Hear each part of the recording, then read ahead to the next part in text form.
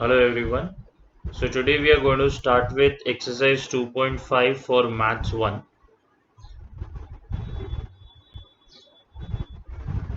Okay. So in exercise 2.5 we need some basics. तो सबसे पहले आपको बेसिक्स बता देता हूँ. तो ये जो डेल्टा जो सिंबल है यहाँ पे इसको डिस्क्रिमिनेंट बोलते हैं और डिस्क्रिमिनेंट का वैल्यू होता है b square minus 4ac.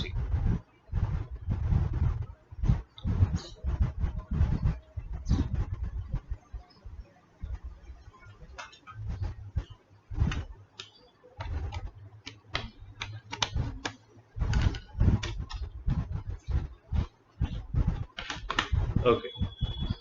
So this is discriminant and discriminant का वैल्यू है बी स्क्वायर माइनस 4ac. ये बी ए और सी वही चीज है जो हमने फॉर्मूला मेथड में देखा है. A x square plus B x plus c जो स्टैंडर्ड फॉर्म है उसकी ए बी और सी है. ये सम्स में समझ में आ जाएगा.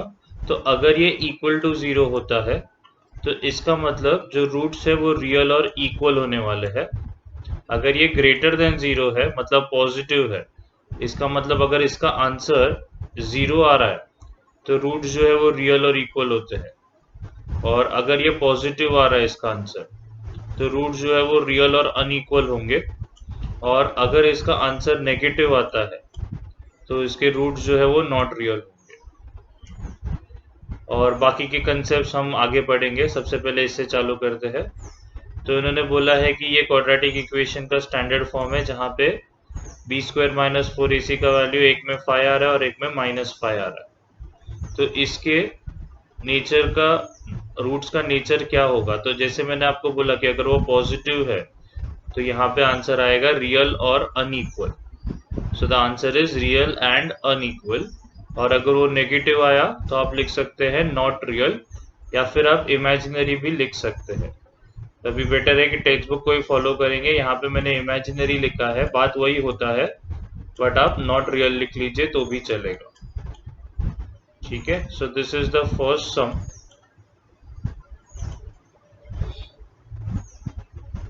का फर्स्ट फिलअप. अब यही टाइप के सम्स हम पहले कर लेते हैं और फिर हम नए टाइप पे आएंगे. जैसे फर्स्ट का फर्स्ट जो है वैसे ही एग्जैक्टली सेकेंड सम और थर्ड सम भी है.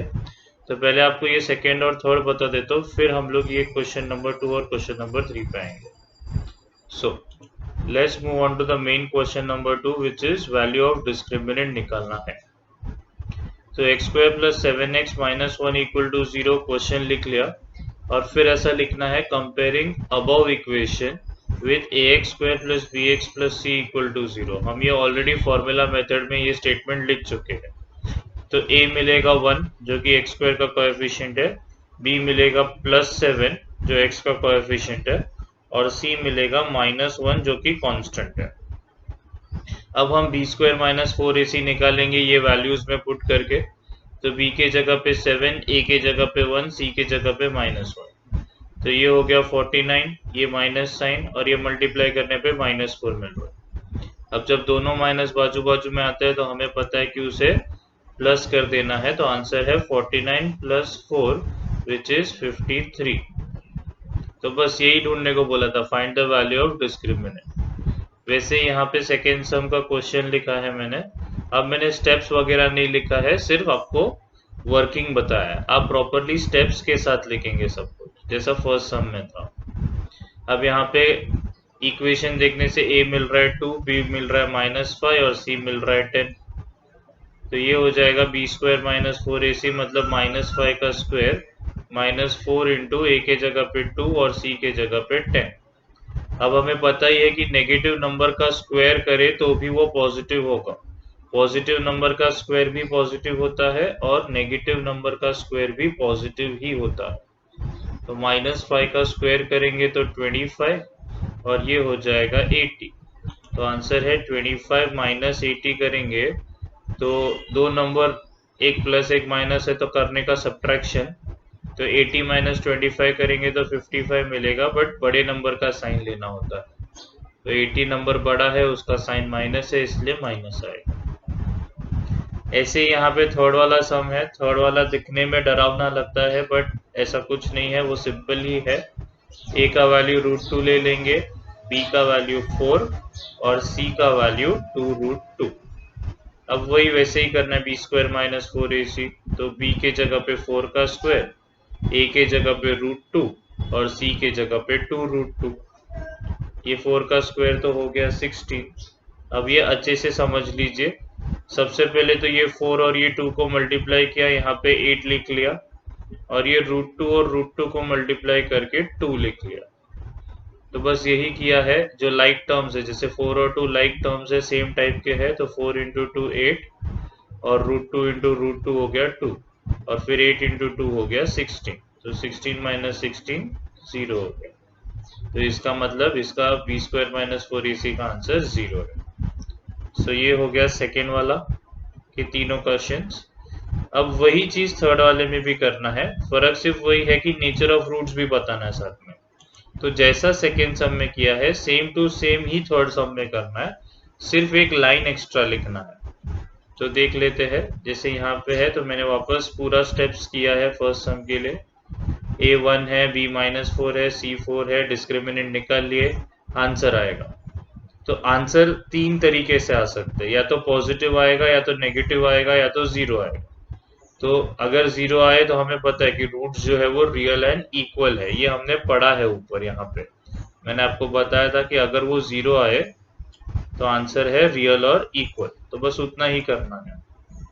सेम सेकेंड और थर्ड सम मैं आप पे छोड़ रहा हूँ, मैंने पूरा वर्किंग बता दिया है यहाँ पे सॉल्व करने पे पॉजिटिव नंबर आ रहा है इसीलिए ये, और यहाँ पे सॉल्व करने पे नेगेटिव नंबर आ रहा है इसीलिए ये।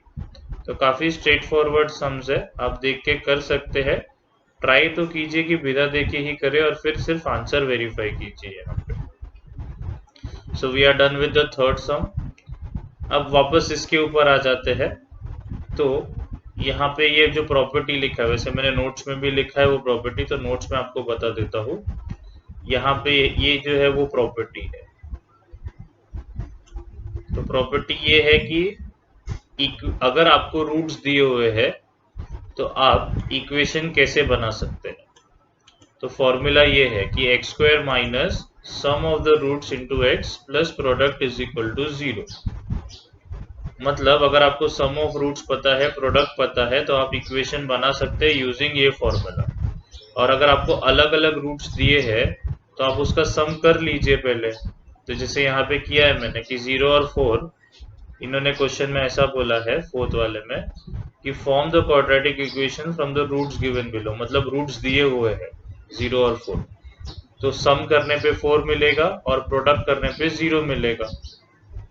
तो ये जो फॉर्मूला है उसमें सम के जगह पे 4 पुट कर दीजिए और प्रोडक्ट के जगह पे 0 पुट कर दीजिए। तो आंसर आएगा x square minus 4x plus 0 is equal to 0। तो इसका तो कुछ मतलब नहीं होता, इसलिए आंसर है x square minus 4x is equal to 0। जैसे ये सेकेंड सम है 3 और -10, तो मैं आपको यहीं पे करके बता देता हूँ वो।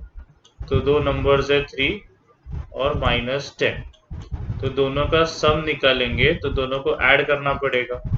तो 3 प्लस -10 करेंगे तो एक पॉजिटिव है एक नेगेटिव है, तो करने का सब्ट्रैक्शन। तो 10 - 3 7 मिलेगा, लेकिन बड़े नंबर का साइन नेगेटिव है इसलिए -7। और जब प्रोडक्ट करते हैं तो 3 इंटू -10, तो ये हमें पता ही है कि -30 होता है।